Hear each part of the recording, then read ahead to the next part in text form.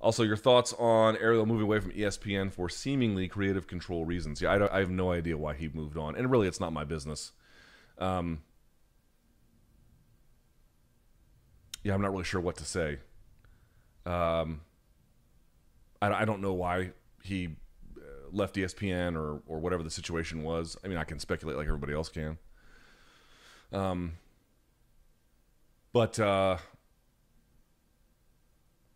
mean, here's the reality, folks. Like, what am I supposed to say about this? The problem that I'm up against, I'll just peel back the curtain a little bit.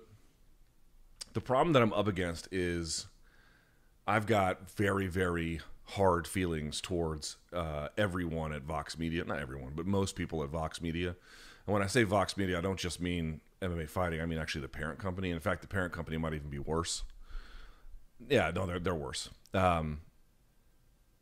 They made a series of explicit promises to me early on that were not only never met, but they didn't care about even trying. And when I say explicit promises, I mean right from the top. Jim Bankoff runs that company. He pulled me aside years and years and years ago. I think this was right when MMA Fighting moved from AOL to Vox, and he made a very solemn and what I thought at the time was a sincere promise to take care of me. And it was I don't know if he was lying, but he might as well have been. There was absolutely zero effort to maintain any word he ever told me in that exchange. And I didn't request that meeting. He actually came to me of his own volition.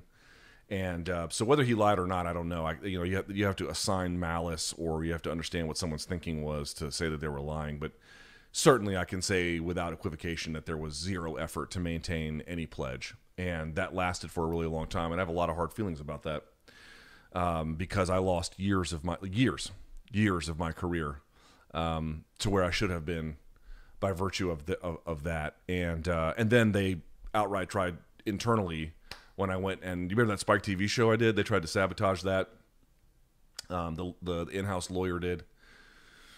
And I'm like, you won't give me any of these opportunities, and yet when someone else will, you'll get in the way. I had to literally grovel. I had to grovel and beg for them to allow me to do that. And I thought to myself, like, I don't even understand this. Like, you'll never do this, so why can't you let them? And these are just, every year it was something like this, where there was just a tip of the iceberg about, I would caution someone about working at Vox Media, and I mean this quite sincerely. What I would say is that if you're early to mid-level in what you're trying to do in your pursuits, it can be a good place because they have 3 different sites, and they have employed a lot of different people. And I think Bloody Elbow does some of the most tremendous work in the community. I know a lot of people get pissed off by him, but I think you need people in the space who do the kinds of things Bloody Elbow is doing. And I think Ariel rejoining MMA Fighting, I don't think MMA Fighting can really exist without him. So I think that union is incredibly powerful, and I think it's a smart play, to be quite candid with you. I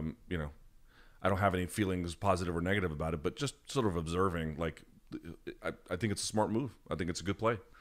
But I think if you're not a guy like Ariel, who obviously has a tremendous following and has done tremendously well for himself, I would strongly caution you about working there if you have any ambition at all, because you will languish there. They're not built. They're incredibly poor at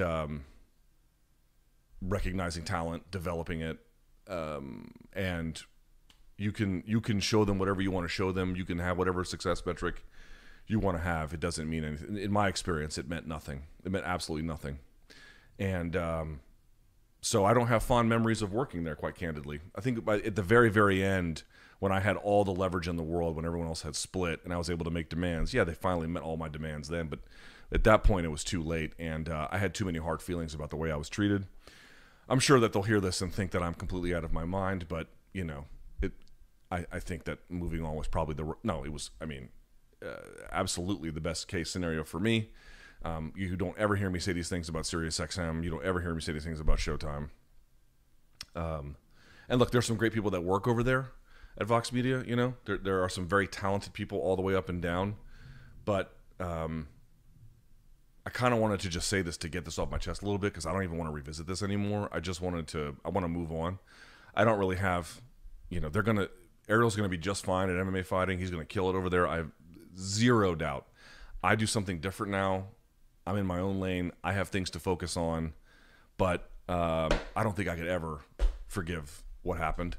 And I would very much caution people, if you have ambition, real ambition, like you really want to do something, and they've not automatically kind of spotlit you as somebody that they want to put that in, you need to think long and hard about what you want to do, because that ain't the place for you. I would very much caution people. Take a second look at Vox Media. They are very, very, very poor talent developers, and that's no one's fault but their own. I hope that's the last I can talk about it. I don't want to talk about them anymore. I'm like, it just stirs in me so much anger. When you got the top guy at the company, like there's no one higher than him. That is where everything stops. Out of his own volition, pulls you aside and makes declarations to you about what he's going to do. You must think you're like, okay, well, this is great. And then none of it happens. How would you feel?